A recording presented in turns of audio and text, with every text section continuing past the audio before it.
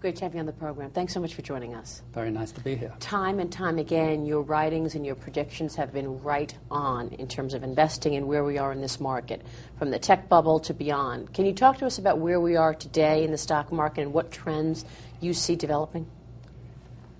What I worry about most is the Fed's activity, and QE2 is just the latest demonstration of this. The Fed has spent most of the last 15, 20 years manipulating the stock market whenever they feel the economy needs a bit of a kick.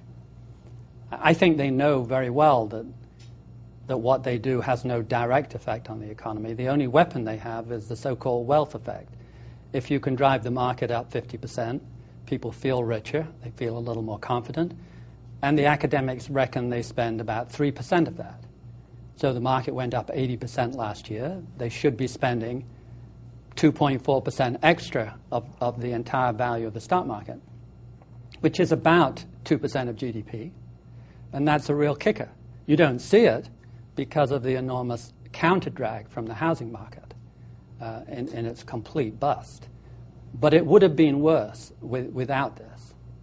The problem is they know very well how to stimulate the market, but for whatever reason they step away as the market gathers steam and resign any responsibility for moderating a bull market that may get out of control, as we saw in 98, 99 with Alan Greenspan, as we saw in the housing market. And I fear that the market will continue to rise. It will be continuously speculative. After all, when you can borrow at a rate that is negative after adjustment for inflation, it's not surprising that you would borrow a lot. So what are the implications of this constant easing and stimulation? You know, it seems the numbers are so mind-boggling. $600 billion here. They are mind-boggling. But give us the consequences are you get boom and bust. You stimulate in 91, you let it get out of control, you have this colossal tech bubble in 99, 65 times earnings for the growth stocks. Then you have an epic bust. Then, of course, they're panic struck. They race back into battle with immense stimulus, with negative real rates for 3 years. And you get a rise of risk-taking, and everything risky prospered in 03, 04, 05, 06, 07, until we had what I called the first truly global bubble. It was pretty well everywhere in everything. It was in real estate almost everywhere. It was in stocks absolutely everywhere. And it was in the bond market to some considerable degree. And that, of course, broke. They all break. That's the one thing they can't control. You can drive a market higher, and eventually, of its sheer overpricing, it will eventually pop. And typically, it seems to pop at the most inconvenient time. So we're going to drive this one up. And this time, there isn't much ammunition. In 2000, the Fed had a good balance sheet. The government had a good balance sheet. In 08, it was still semi-respectable, and now it's not. It's not very respectable at all. So what are they going to use as ammunition if they cause another bubble and it breaks, let's say, in a couple of years? Then we might have some real Japanese-type experiences. Where are the solutions, then, if not this? What do you think ought to be done? I think the Fed is not designed to have effective tools to deal with the economy. It should settle for just controlling the money supply. And if it insists, it can worry about inflation. The way you address a weak economy, particularly very substantial excess unemployment, is through fiscal policy. You must either bribe manufacturers, corporations to hire people who've been unemployed, which they did in Germany. A lot of economists think that's perfectly effective. Or you must go in there and hire people yourself as a government. Now, I believe in crowding out, so I would never do it unless there was clearly quite a few million extra unemployed. I wouldn't go after too many skilled labor because there's never enough of them to go around. And that does cause crowding out. I would go after what I call lightly skilled workers, the kind of people who were building the extra million houses in 05, 06, and 07. and find jobs for them. We have an infrastructure that is decades behind schedule. We could insulate every house in the Northeast. These are high-return projects, great for society in general, and to allow people to sit there unemployed. Their skills are deteriorating, their family morale goes to hell, and it's a dead weight on society. And you have to remember, when the government hires someone, he doesn't pay the full price like a corporation does. He pays about half price because he pays a lot. He, the government, the government, pays a lot for someone sitting down, unemployed. All the many ways that unemployed get helped, plus the government carries the atrophying of the skills. Society loses that the longer they're unemployed. So what should the federal government be doing then? I mean, the housing industry, for example, missing in action. What is it going to take to get housing moving again? What is it going to take to get businesses hiring again? If it's not the job of the Federal Reserve, what policy should we be seeing coming out of the government?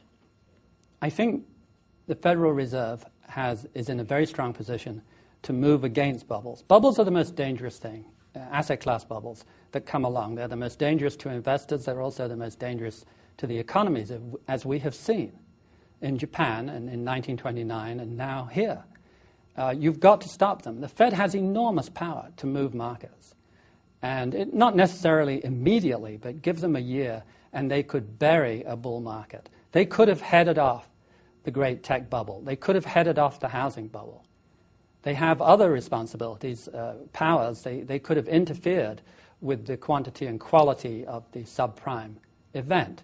They chose not to. In fact, Greenspan led the charge to deregulate this, deregulate that, deregulate everything, which was most ill-advised and for which we have paid an enormous price. So they can stop bubbles, and they should. It's easy. It's a huge service. What you do now is I like to say it's a bit like the Irish problem. I wouldn't start the journey from here if I were you. When you ask the way, you really shouldn't allow the situation to get into this shape. You should not have allowed the bubbles to form and to break. Digging out from a great bubble that has broken is so much harder than preventing it in the first place. Japan has paid 20 years for the price of the greatest land bubble and the greatest stock bubble in history, far worse, in my opinion, than the South Sea bubble or the tulip bubble in many ways. The land under the Empress Palace really was worth the whole state of California, which is quite remarkable, but we spent quite a few hours checking it, and it seemed to be true. And the price they've paid to dig out of that has, of course, been legendary, and we better hope that we don't pay anything like that price. But that is a risk. It's not certain that we will escape without several years of sub-average growth and stress to the system. So are there policies that the administration could be implementing? It's really Congress.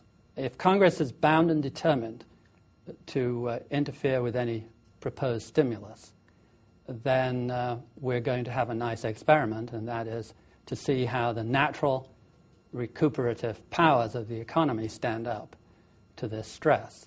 I think it will probably muddle through, but it won't be pretty. I don't think it will necessarily go backwards, but it will go forward at a very sub-average rate. And I think that's the course that would have to be recommended now.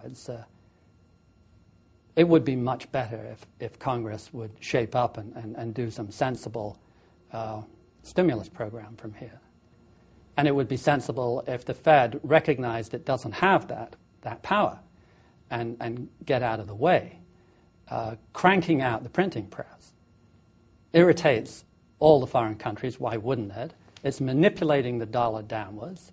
It's causing inflationary fears. It's causing commodities to go through the roof. Not led by gold, by the way. Gold has gone up almost exactly the same in the last year as all the other metals. Everything is up. The commodity index in a year is up 35%, a weighted average of everything. And that isn't oil, because oil is slightly less than that. But it is a very dangerous situation, and it risks currency wars. If we're seen to be pushing down the dollar, when on technical terms, in